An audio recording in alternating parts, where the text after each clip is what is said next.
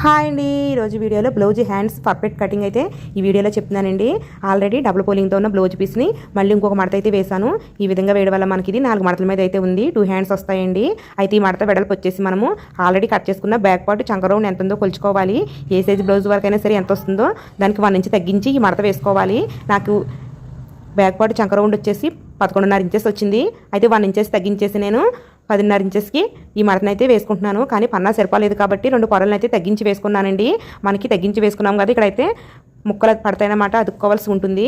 ఈ విధంగా మనము మడత వేసుకోవడం వల్ల మనకి అతుకులు ఎంత పడతాయో తెలుస్తుంది. చంక రౌండ్కి సరిపడా హ్యాండ్స్ రౌండ్ కూడా వస్తుందన్నమాట.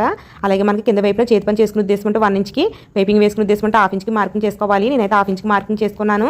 ఇప్పుడు మనకి హ్యాండ్ పొడవు కావాలండి. దానికోసం ఆది బ్లౌజ్ అయితే తీసుకుని ఎక్కడ ఉగ్గులు రాకుండా హ్యాండ్ అయితే ఈ విధంగా వేసుకుని కూడా మార్కింగ్ చేసేసుకోవచ్చు. కానీ మీకు కొలతలతో కూడా హ్యాండ్ మార్కింగ్ ఏ విధంగా చేసుకోవాలి ఈ వీడియోలో చెప్తాను.